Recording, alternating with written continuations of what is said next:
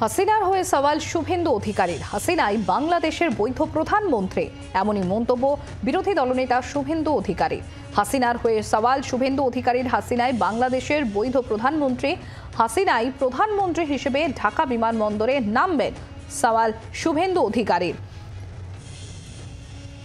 কমলাক্ষ ভট্টাচার্য আমাদের প্রতিনিধি রয়েছেন আমাদের সঙ্গে। কমলাক্ষ, শেখ হাসিনা মুজিব কন্যার হয়ে সওয়াল এবার বিরোধী দলনেতার, কি বললেন তিনি?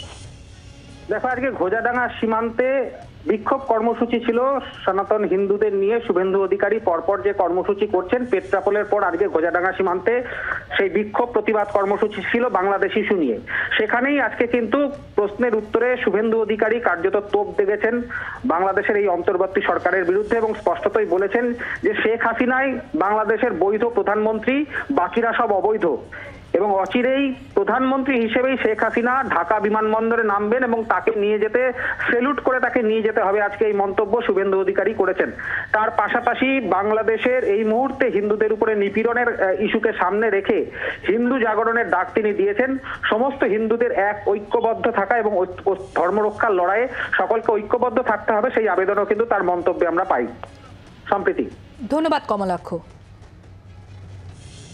শুভেন্দু অধিকারী তিনি ঠিক কি বলেন এদিন শোনাবো আপনাদের।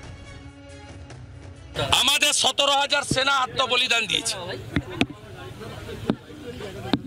আমরা মুজিবুর রহমানকে প্রোটেকশন দিয়েছি। আমাদের দেশ দলাই লামাকে প্রোটেকশন দিয়েছে। ভারত এটা করে।